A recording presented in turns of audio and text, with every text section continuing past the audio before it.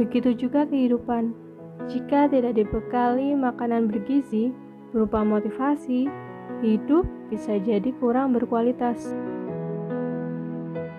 Assalamualaikum warahmatullahi wabarakatuh. Halo teman-teman Otak Encer dimanapun kalian berada. Kali ini kita akan bahas kriteria ketuntasan minimal atau KKM. Simak terus. Kriteria ketuntasan minimal atau KKM merupakan kriteria ketuntasan belajar yang ditentukan oleh sekolah. Pada prinsipnya merupakan A. Nilai batas ambang kompetensi, B. Nilai minimal yang dapat dicapai peserta didik, C. Nilai batas ambang kelulusan ujian sekolah, D. Nilai maksimal yang dicapai peserta didik, E. Semua benar. Kira-kira yang mana teman-teman? KKM? Sering dengar kan ya? Prinsipnya apa sih? Benar banget. Yang B, nilai minimal yang dicapai peserta didik. Pembahasannya, KKM pada prinsipnya merupakan nilai minimal yang dicapai peserta didik yang nantinya mendasari guru untuk melihat apakah siswanya dapat mencapai nilai yang telah ditentukan tersebut. Jika mencapai nilainya, maka siswa layak untuk naik kelas. Tetapi, apabila tidak mencapai nilai KKM, maka siswa tersebut harus dipertimbangkan untuk naik atau tidaknya. Kayak gitu ya. Kita lanjut lagi ke soal nomor 2.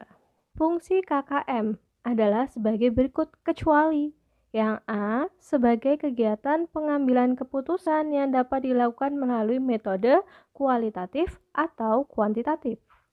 Yang B, dapat digunakan sebagai bagian dari komponen dalam melakukan evaluasi program pembelajaran yang dilaksanakan di sekolah. Yang C, merupakan target satuan pendidikan dalam pencapaian kompetensi tiap mata pelajaran. Yang D, sebagai acuan peserta didik dalam menyiapkan diri mengikuti penilaian mata pelajaran.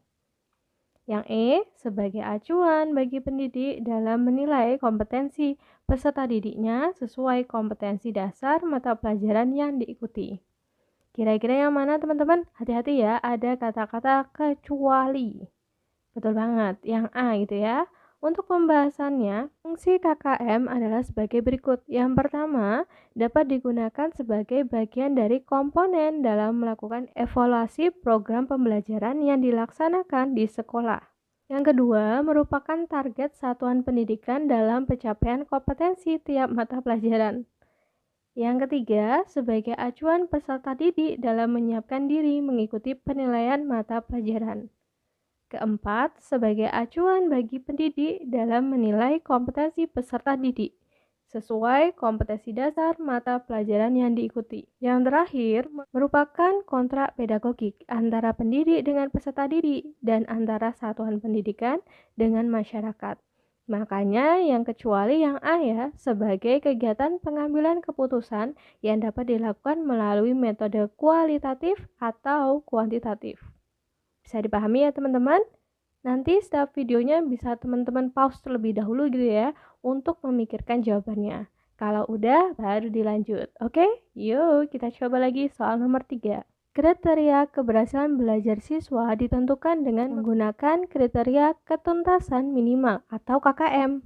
KKM adalah rata-rata setiap unsur dari kriteria yang ditentukan. Untuk menentukan KKM itu diperlukan faktor-faktor. Yang A, kompleksitas indikator, daya dukung dan kemampuan guru. Yang B, kemampuan guru, sarana atau prasarana, dan indeks siswa. Yang C, kompleksitas indikator, daya dukung dan indeks siswa. Yang D, kemampuan guru, tingkat kesulitan kompetensi dasar, dan indeks siswa. Yang E yang terakhir, daya dukung, indeks siswa, dan kemampuan guru. Kira-kira yang mana teman-teman? Faktor-faktor untuk menentukan KKM? Betul, yang C, mantap. Kompleksitas indikator, daya dukung, dan indeks siswa. Pembahasannya, penentu KKM itu ada 3 teman-teman. Yang pertama, kompleksitas indikator yang harus dicapai oleh peserta didik. Yang kedua, daya dukung. Daya dukung ini meliputi ketersediaan tenaga, sarana prasarana yang dibutuhkan, biaya operasional pendidikan, manajemen sekolah. Yang terakhir ada namanya indeks peserta didik atau tingkat kemampuan rata-rata peserta didik. Ke soal nomor 4.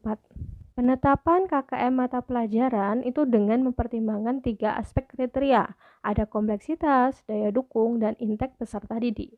Suatu indikator dikatakan memiliki tingkat kompleksitas yang tinggi apabila dalam pencapaiannya didukung oleh suatu kondisi sebagai berikut. Yang A, peserta didik memiliki kemampuan penalaran yang cukup rendah dan keterampilan yang cukup rendah juga untuk menerapkan konsepnya. Yang B, guru menguasai pengetahuan dan kemampuan yang memadai sesuai bidang yang diajarkan. Yang C, guru mampu memilih dan menggunakan metode pembelajaran yang konvensional. D, waktu yang relatif lama untuk memahami materi karena memiliki tingkat kesulitan dan kerumitan yang rendah. Yang E, semuanya benar. Jadi jawabannya yang betul banget, yang B. Suatu indikator dikatakan memiliki tingkat kompleksitas yang tinggi apabila dalam pencapaiannya itu didukung oleh suatu kondisi sebagai berikut. Guru memahami kompetensi yang harus dicapai oleh peserta didik. Guru kreatif dan inovatif dalam melaksanakan kegiatan belajar mengajar. Guru menguasai pengetahuan dan kemampuan yang memadai sesuai bidang yang diajarkan. Yang terakhir, waktu yang dibutuhkan cukup lama karena pengulangan, penalaran, dan kecermatan siswa yang tinggi. Kita lanjut ke soal nomor 5 yang terakhir. Setiap awal tahun pelajaran, setiap guru membuat peta kompetensi dasar untuk menentukan kriteria ketuntasan minimal atau KKM mata pelajaran. Dalam menentukan ketuntasan minimal, setiap KD harus memperhatikan intek siswa. Pernyataan berikut yang bukan faktor utama untuk menentukan intek siswa adalah A. Data hasil seleksi penerimaan siswa baru. Yang B. Nilai rapot kelas sebelumnya. Yang C. Seleksi masuk atau hasil tes psikologi. Yang D. Data pengelompokan sosial ekonomi orang tua. Yang E. Hasil rapot kelas sebelumnya. Betul, yang D. Pembahasannya, aspek intek siswa atau tingkat kemampuan rata-rata siswa, yaitu keberagaman latar belakang, potensi, dan kemampuan siswa secara individual. Makanya yang bukan faktor utama adalah data pengelompokan sosial ekonomi orang tua. Bayangkan jika kita tak pernah mengkonsumsi makanan bergizi. Tentunya kesehatan bisa jadi bermasalah. Begitu juga kehidupan. Jika tidak dibekali makanan bergizi berupa motivasi, hidup bisa jadi kurang berkualitas.